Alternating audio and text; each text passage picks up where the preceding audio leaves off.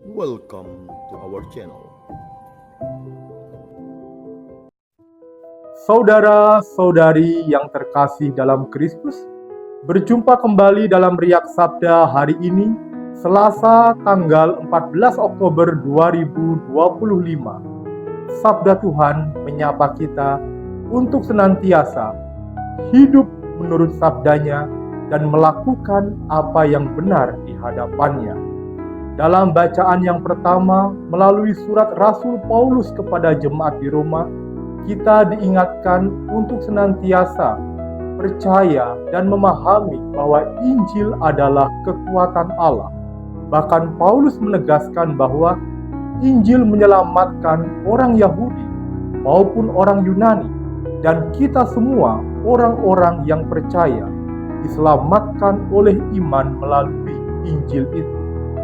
Dan juga ia menegaskan bahwa hidup yang baik yang berkenan kepada Allah akan mendatangkan rahmat dalam hidup kita.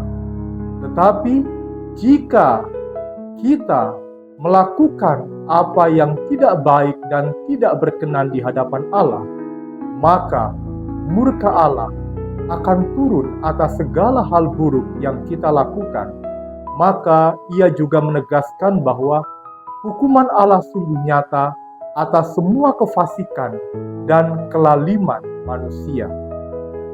Lalu dalam bacaan Injil, Tuhan Yesus juga menunjukkan suatu keutamaan, suatu kebenaran yang hendaknya mampu kita bangun dengan sepenuh hati, yaitu melakukan segala sesuatu yang benar dengan hati kita, bukan sekadar dengan penampilan atau hal-hal yang terlihat secara lahiriah. Di dalam Injil dikisahkan bagaimana ketika orang-orang Farisi mengundang Yesus untuk makan di rumahnya. Mereka melihat dan heran bahwa Tuhan Yesus tidak mencuci tangan sebelum makan. Lalu Yesus berkata dengan tegas, "Mengapa kamu hanya melihat bagian luar dan tidak melihat apa yang terdalam?" Atau lebih tegasnya, Tuhan Yesus mengatakan, bagian luarnya terlihat baik, tetapi bagian dalamnya penuh dengan kebusukan, rampasan, dan kotoran. Pernyataan yang tegas itu mengingatkan setiap orang untuk senantiasa mampu melakukan semua dengan baik dan benar serta berkenan di hadapan Allah, tidak sebatas menampakkan hal-hal yang bagus di depan mata menurut ukuran manusia, akan tetapi tidak dilakukan dengan kemurnian hati.